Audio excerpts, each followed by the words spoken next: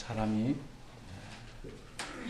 좀 어른이 돼서 자기 삶을 이렇게 돌아보면 이런 계기가 적어도 한 번쯤은 있을 듯합니다. 그때 그분이 나를 돕고 이끌어주지 않았다면 오늘 이런 내가 없었을지도 모르겠다 하는 생각을 할 수 있습니다.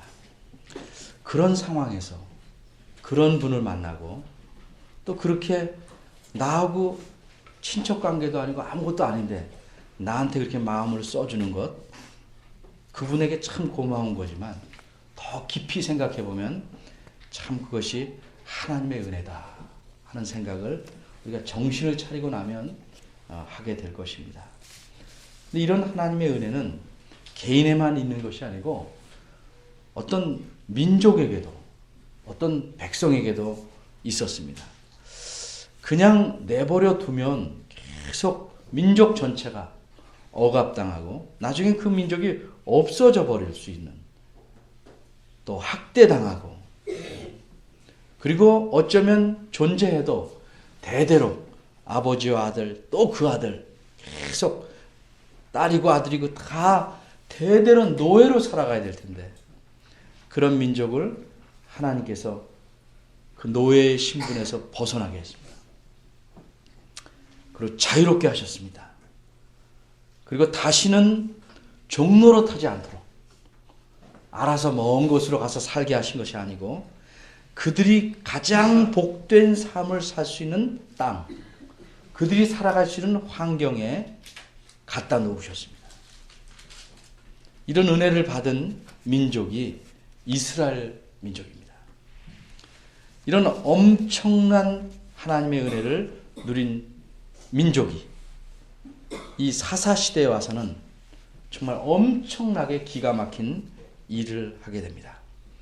하나님께서 이렇게 엄청난 은혜를 주시면서 이것을 계속 유지하려면, 이 복을, 이 좋은 것을 계속 유지하려면 이것만은 조심해라, 이것만은 하지 마라 라고 당부했습니다.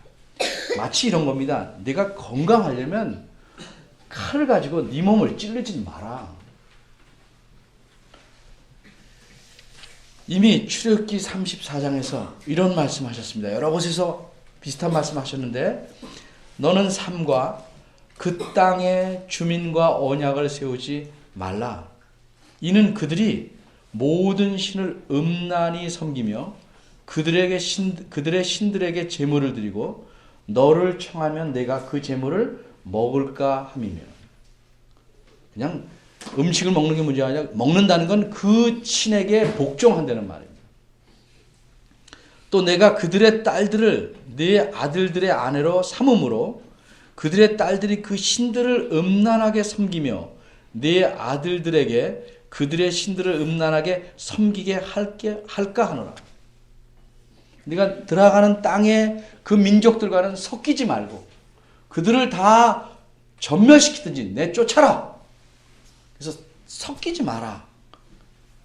이 말씀을 했습니다. 좀 더 쉬운 말로 하면, 좀 쉽지만 좀 유치한 말로 하면, 늘 짐을 지고 어렵게 이렇게 행상을 하는 분이 계셨습니다. 어떤 분이 참 딱하게 여겨서 그분에게 돈 대줘서 면허도 따게 해주고 좋은 차를 마련해 줬어요. 그리고 당부를 합니다. 이 차는 공해를 덜 일으켜나라고 특별히 휘발유 차로 마련해 줬으니까 절대 싸다고 경유 넣지 마십시오.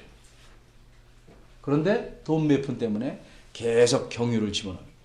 그럼 차를 망가뜨리는 거죠. 하나님께서 말씀하신 걸 어김으로써 하나님이 주시는 모든 복을 다 잃어버릴 뿐 아니라 하나님과 원수가 되고 맙니다.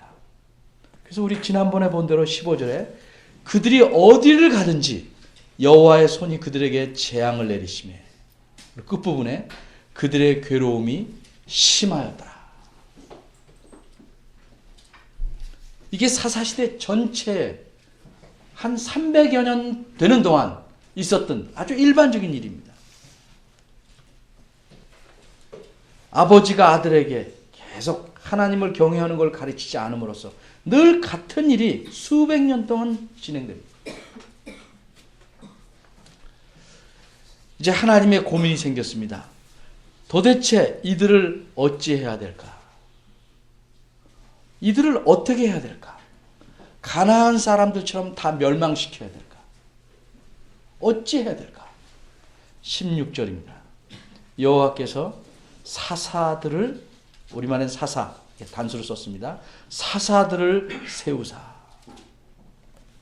사사들을 세웠습니다. 사사들이 하는 일은 뭐냐 하면 그들을 건져내는 거예요. 그러니까 사사라는 이름을 가진 사람들은 그 백성들을 다 억압하는 사람들의 손에서 건져내는 구원자의 역할을 하는 것입니다. 그래서 노력하는 자의 손에서 그들을 건져내게 하셨다.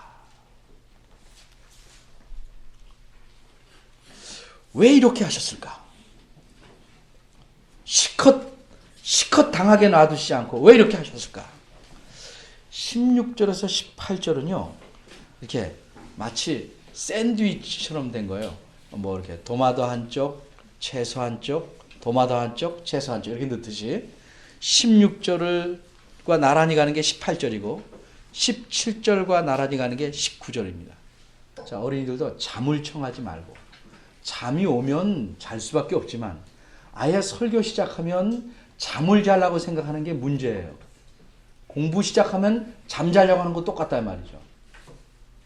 눈을 감고 기도하는 것도 아닌데 눈 다 뜨시고 목사님 말씀을 잘 들어보세요.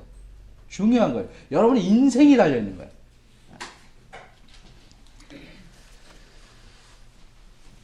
(16절과) 나란히 가는 말씀이 18절이에요. 한 절 건너서 뭐라고 말씀했냐면 여호와께서 그들을 위하여 사사를 세우실 때는 그 사사와 함께 하셨다.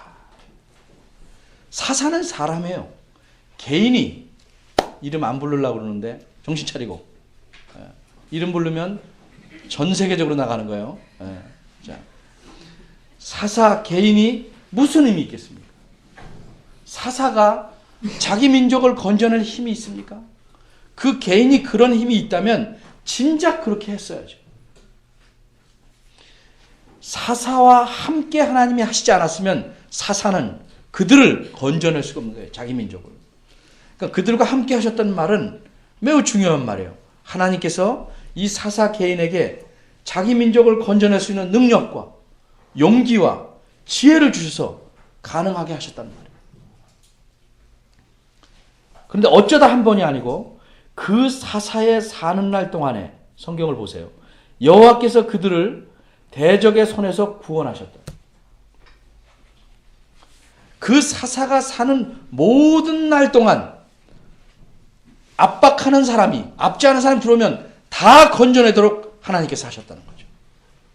예를 한번 들어볼까요? 이제 3장부터 사사들이 쭉 나오는데 예를 몇 가지만 들면 메소포타미아라는 민족이 이 이스라엘을 8년 동안 억압했습니다. 여러분 8년 동안 모든 걸 착취해 간다고 생각해 보십시오. 추수 때 거둔 것 다 남자고 여자고 데려가서 노예 삼고 정말 힘들죠. 근데 온니엘이라는 사사를 세웠습니다.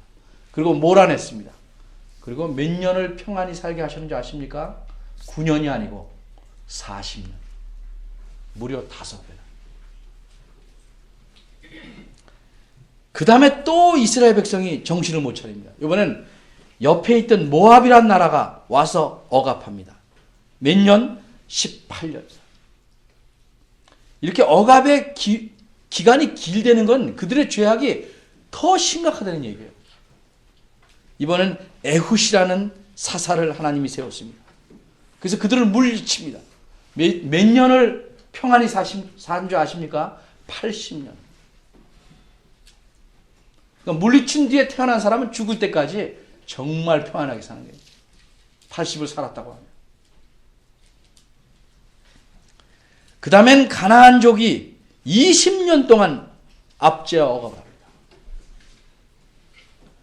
드보라와 바락이라는 사사를 세워서 다시 그들을 물리치게 하고 40년을 평안케 하십니다.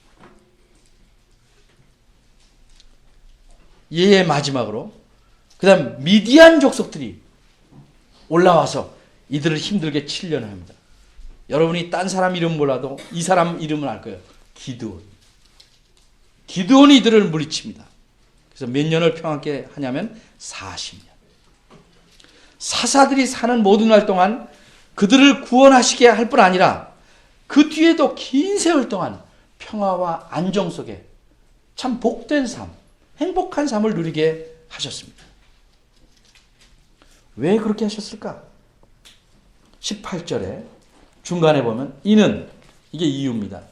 그들이 대적에게 압박과 괴롭게 함을 받아 슬피 부르짖음으로 여호와께서 뜻을 돌이키셨음이언을, 슬피 부르짖어서 여호와께서 뜻을 돌이키셨다라고 우리말 성경에 돼 있어요. 이 말이 오해를 불러일으키는 말이에요. 압박이란 말은 재미난 표현이에요. 짓누르는 거야. 위에서 짓누르는 거야. 괴롭게 한다는 건 옆에서 밀어붙이는 거야. 여러분 생각해보세요. 사람이 있는데 위에서 짓누르고 그럼 옆으로 좀 빠져나가야 될 텐데 옆에서도 죄 누르고 그러면 살겠어요? 굉장히 강한 말이에요. 짓누르고 양옆에서 죄 짜고 이런 심한 괴로움, 압박을 받았다. 그래서 슬피 부르짖었다 이렇게 말하면 그 상황을 슬프게 여겨서 또 자기네 죄를 회개해서 슬퍼하며 하나님께 간구했다라고 보이는 듯한 표현을 썼다 이 말이죠. 그게 아닙니다.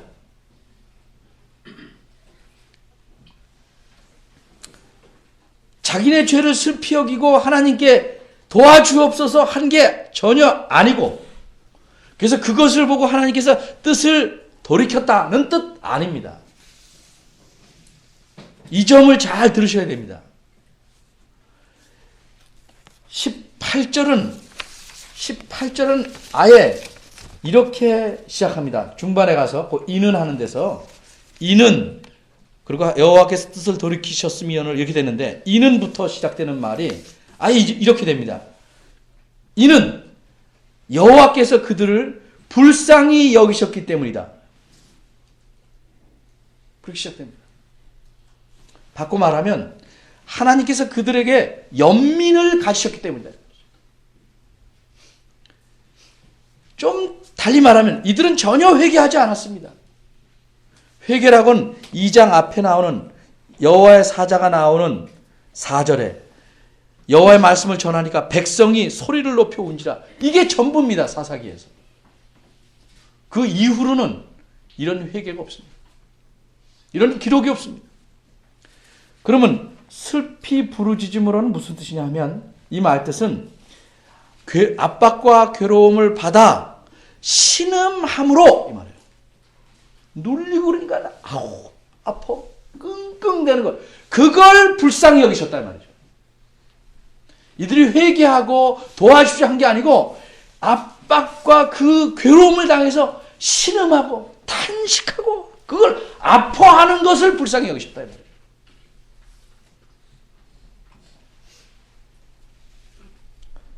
좀 수년이 된 이야기입니다.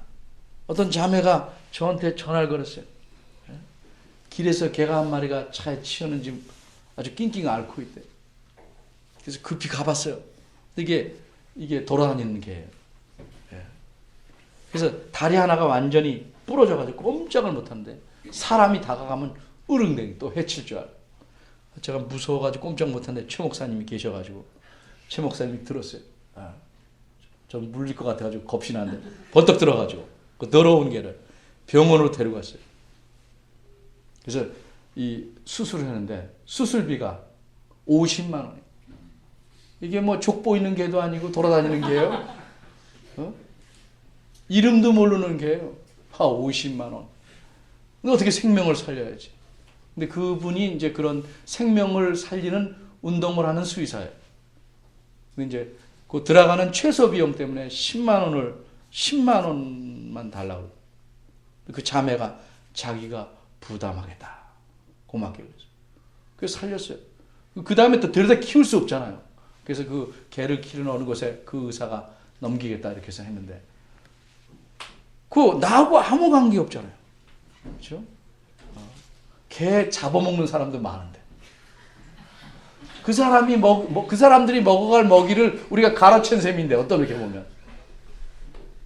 근데 그 아파하는 걸 보고 견딜 수 없어서 그 자매에게 10만 원이 굉장히 큰 돈이었어요.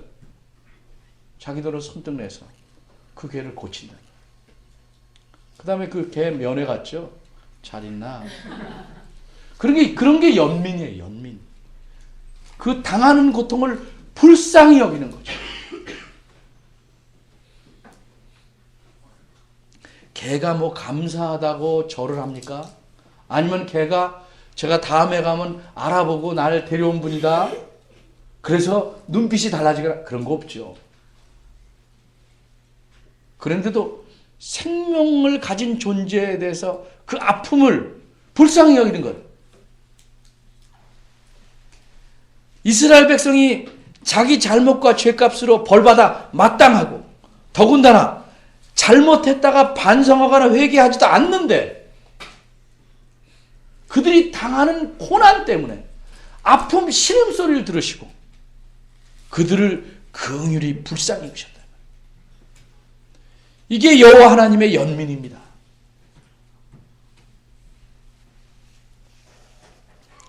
이런 하나님의 연민 때문에 이들은 그 어려움에서 벗어나고 은혜가 넘치는 수십 년을 살아갑니다.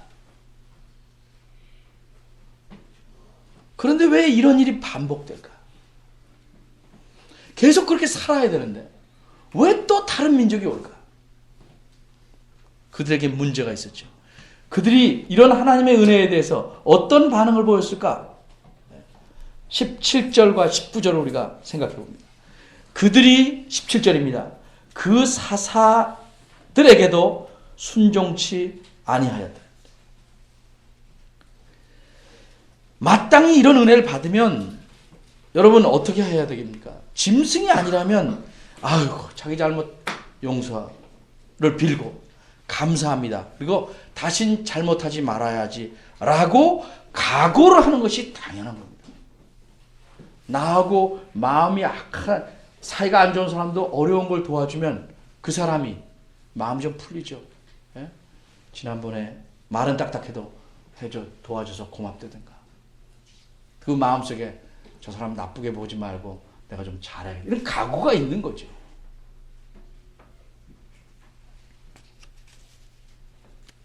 그런데 이 사람들은 사사들에게도 순종하지 않았다. 왜 이런 말을 쓸까? 우린 종종 그렇게 말하죠. 이 청소년기 학생들은 아버지나 엄마가 그러면 말 안 들어요. 친구가 말해요. 야 그래도 아버지 말 듣고 그게 해야 하는 게 낫지 않냐? 네가 그래? 그럼 하지. 이런 경우 종종 있어요. 분명히 이론적으로는 부모의 은혜가 더 크죠. 내 말은 누구 말 잘 듣냐면 친구 말 잘 들어요. 그런 때가 있다. 하나님 말씀 안 들어도 그래서 사사들이 야 그럼 이렇게 말하면 좀 들을 만도 할 텐데 듣지 않았어요. 그 이유는 뭘까?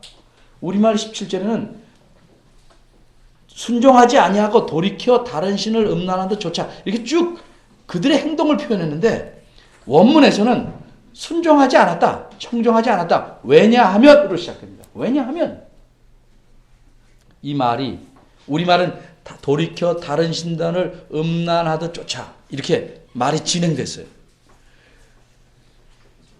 왜냐하면 왜 듣지 않았냐면 그들이 다른 신들을 따라가서 다른 신들과 행음하였기 때문에. 이게 상당히 비유적인 표현이에요. 하나님과 언약을 맺어서 하나님이 내 하나님 나는 그의 백성 된다는 것은 성경에서 여러 가지를 비유하는 중에 하나가 뭐냐면 남편과 아내가 되는. 이 남편을 버리는 것은 뭐예요? 다른 남자를 쫓아가는 거죠. 그걸 행음하는 거죠. 음란을 저지르는 거죠. 바로 이 비유를 갖다 쓴 거예요. 다른 신들을 창녀처럼 다른 신들을 쫓아갔다 이런 뜻입니다. 다른 신들을 쫓아 간음하였다 이런 말이에요. 그래서 그 신들에게 그 신들 쫓아가서 절하고 속히 떠나고 그래서 하나님 말씀대로 절대로 행하지 않았다는 말이죠. 그게 이유입니다. 그러면 다른 신들이 그렇게 매력이 있을까? 생각을 해봐야 돼. 하나님이 매력이 있지 않고 다른 신들이 매력이 있을까? 그래서 바알, 이 가나안 땅의 신들에 대해서 연구한 학자들의 글들을 보면 그들에게 눈에는 매력이 있죠. 왜냐하면 광야에서 살 때는 농사를 안 지었죠. 일단 들어가서 농사를 짓게 되면 농사법을 그들 다 내쫓지 않았으니까 그들에게 배우게 됩니다. 산지에 사는 사람은 어떻게 물을 모아서 내려오게 하는가. 다 배워야 쉽고 농사가 잘 되죠. 처음부터 하나님을 버리려고 마음먹은 사람은 없죠. 그런데 차츰차츰 살면서 더군다나 그렇게 살다 보면 친해서 저쪽 딸과 이쪽 아들, 저쪽 아들과 이쪽 딸을 서로 바꾸면서 집안이 섞이면서 점점 배워가는 거죠. 여기 3장 6절에 보면 아까 제가 읽은 출애굽기 말씀과 정반대되게 3장 6절에 그들의 딸들을 취하여 아내를 삼으며 자기 딸들을 그들의 아들에게 주며 이렇게 섞여 사는 거예요. 그러니까 1년이 지난 다음에 추수했어요. 보니까 좀 잘 안 됐어. 하나님이 이거 좀 잘 안 주시지? 그러면 저쪽 신 한번 믿어볼까? 좀 흔들릴 수 있죠. 근데 저쪽 보니까 바알신을 섬기는 사람들은 농사가 잘 됐어. 바알은 폭풍의 신이요 비의 신이에요. 농사를 잘하게 만드는 주신이란 말이에요. 거기다가 여러 신이 많지만 지난번에 제가 묶어서 말했지만 아세라, 아스타롯, 또 아나드 이런 신들이 있어요. 이게 여신 3인방이에요. 이런 신들이 전쟁과 사랑과 비옥함을 주장하는 신들이라고 생각을 한다. 그러니까 비교하게 되니까 이걸 놓고 자꾸 저쪽으로 쫓아가죠. 하나님을 의지해서 하나님에게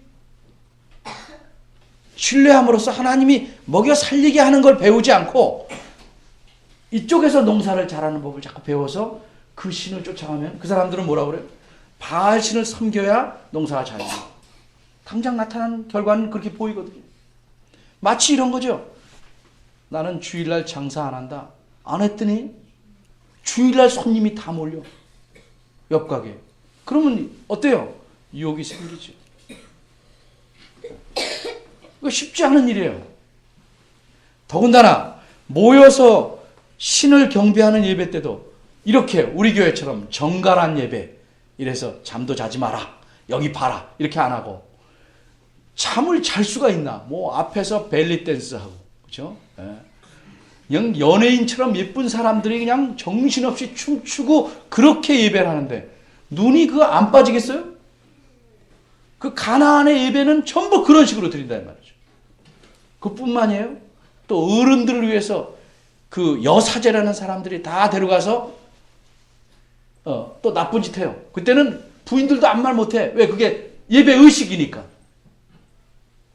그러니까 얼마나 성황하겠어요.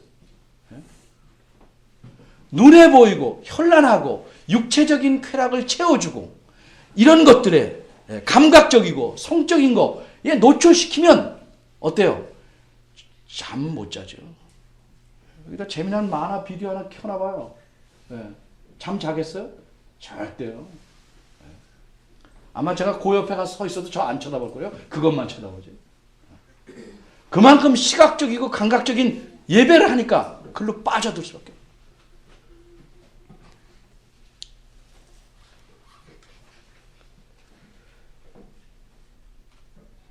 그래서 19절에 보니까 어떻게 됐는가?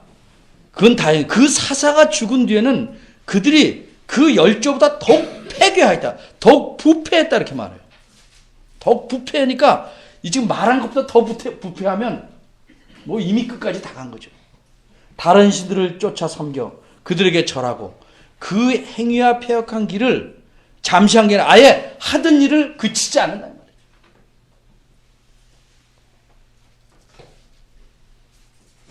그렇게 거기에 빠져서 계속하는 거죠.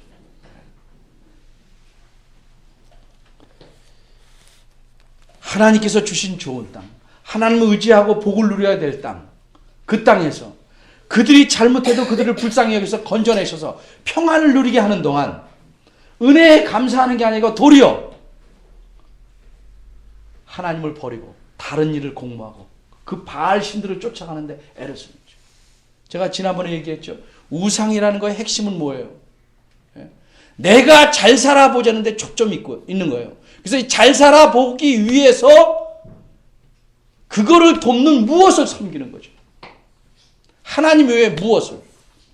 그게 조상이든 그게 무슨 직장이든 그게 공부든 무엇이든 간에 하나님 외에 더 중시해서 나를 잘 살게 하는 그 무엇으로 갖다 앉히면, 그래서 예수님이 구약시대의 모든 걸 묶어서 하나님과 재물을 함께 섬기셨다. 딱 대조적으로 갖다 놓은 거예요.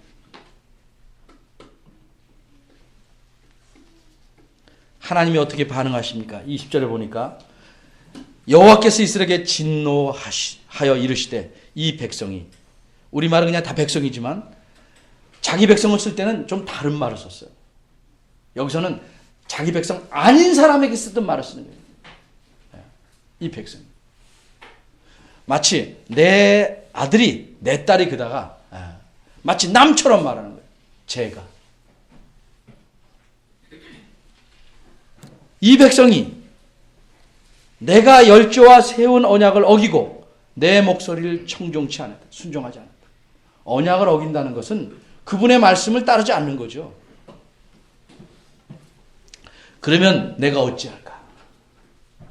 하나님이 이렇게 하시는 것은 언약에 그렇게 약속했을 뿐만 아니라 이렇게 하지 않으면 그들이 돌아올 수 없어요. 망하게 하려는 게 아니고 그들을 바로 세우기 위한 거예요. 여호수아가 죽을 때 남겨둔 열국을, 여호수아 때 그 가나안 땅의 주된 세력, 무력을 다 격파시키고 이제는 각 지파가 들어가서 그 땅을 차지하면 됩니다.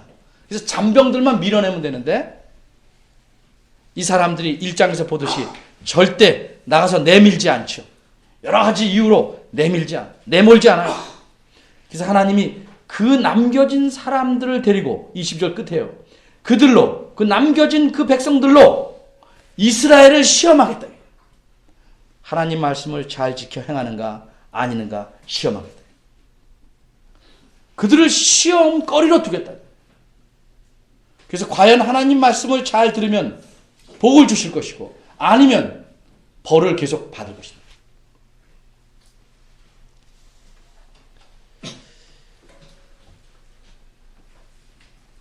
하나님 말씀대로 살면은 여러 가지 문제가 생기는 것 같아요.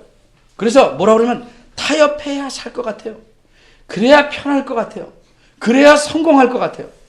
그래서 적당히 절충합니다. 주로 말하는 게 뭐예요? 저쪽 교회도 그러는데요. 저쪽 교회도 그러는데요. 저쪽 교회도 그러네요. 그래서 편한 것을 추구합니다. 일부러 우리가 고행하는 건 아니지만 성경 말씀이 말하는 것을 그대로 따르는 게 이 신앙의 기본인데 그렇게 하지 않는다. 한 예를 들어서 우리가 제7일은 여호와의 날이다. 딴 날 엿새는 너희가 너희를 위해서 뭐든지 힘써 해라 이 말이에요. 제7일 이거는 여호와의 날입니까? 하나님을 섬기는 공동체가 모여서 가족됨을 누리는 거예요. 근데 어떤 사람들은 그래요. 다른 날은 실컷 자기 일에 바쁘고 가족이 모이는 날 주일 저녁에 딱 잡아놓는 거예요. 어쩌다 한 번도 아니고 늘 그렇게. 우리가 뭘 먹깁니까? 가정이 천국이다 그래서 그 가정만 중요한 게 아니고 하나님 나라의 식구 전체를 하나로 묶어서 생각해야 된다.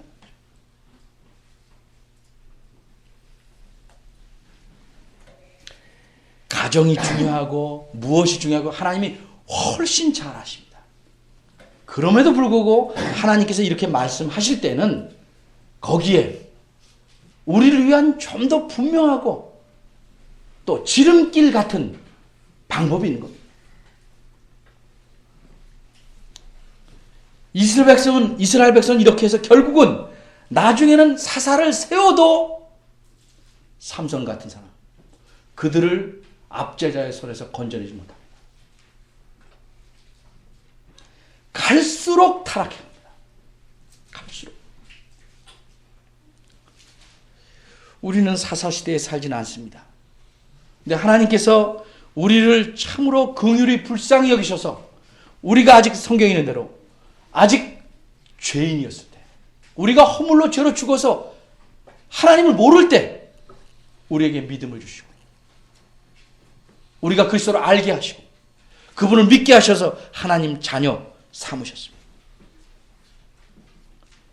이 자녀된 복을 잘 누리려면 우리가 그의 말씀에 순종하고 살아야 됩니다. 대강 적절히 해서 넘기려고 하는 건 하나님이 베푸신 연민, 하나님이 우리에게 갖고 있는 긍휼을 무시하는 겁니다.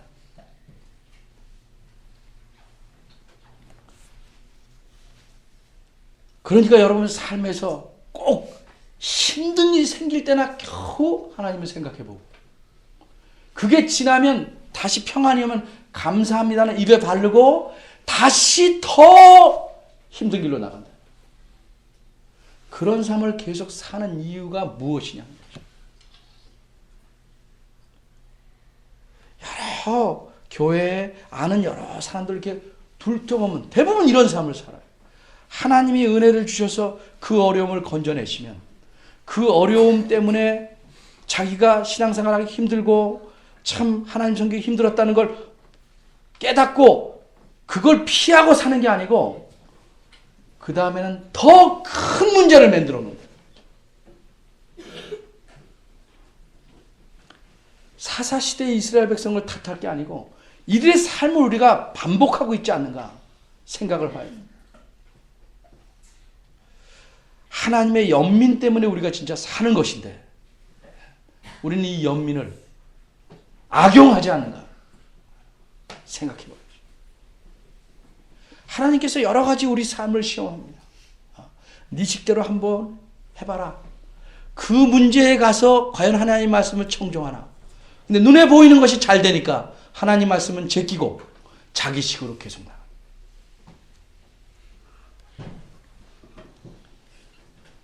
우리가 성공해야 된다, 편해야 된다, 잘 살아야 된다, 무엇을 가지고 그렇게 하겠습니까? 하나님은 우리의 행복에 관심이 없으십니까? 우리가 행복하고 복되기에 관심이 있으십니까?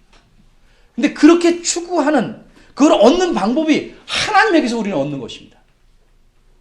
여러분은 하나님이 아닌 다른 것, 하나님을 모르는 사람이 하는 방법으로 그것을 얻으려고 하니까 계속 그것은 하나님과의 원수된 삶을 계속 살게 됩니다. 그럴 경우에 고통에 처하면 하나님의 연민 때문에 여러분을 건져주실 겁니다. 그러나 가끔씩 그런 연민을 바라보고 그렇게 사시겠습니까? 정말 하나님을 기쁘시게 여기게, 기쁘시게 하도록 힘쓰는 삶을 살아야 되지 않겠는가? 그래서 우리를 불러서 하나님의 자녀되게 하신 것이다 하는 사실을 우리가 기억해야 될 것입니다. 하나님 말씀대로 청정하면 우리가 참으로 복된 삶을 사는 것입니다. 그렇지 않으면 여러분이 원하는 대로 좀 부한 삶, 편한 삶을 살 수 있어요.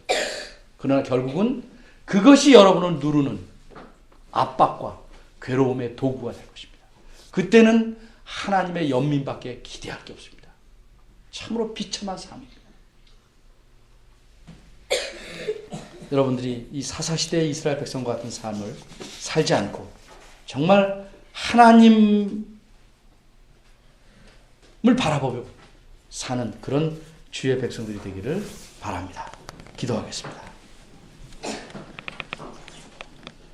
하나님 아버지, 우리가 참으로 우둔하고 욕심이 많아서 주께 은혜를 얻고도 또다시 진흙탕으로 들어가지 않는지 돌이켜보게 하시옵소서.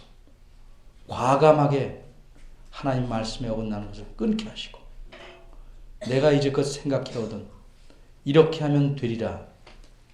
근데 그것이 하나님 말씀과 부딪힐 때는 접을 수 있는 용기와 하나님을 바라볼 수 있는 힘을 주시기 바랍니다.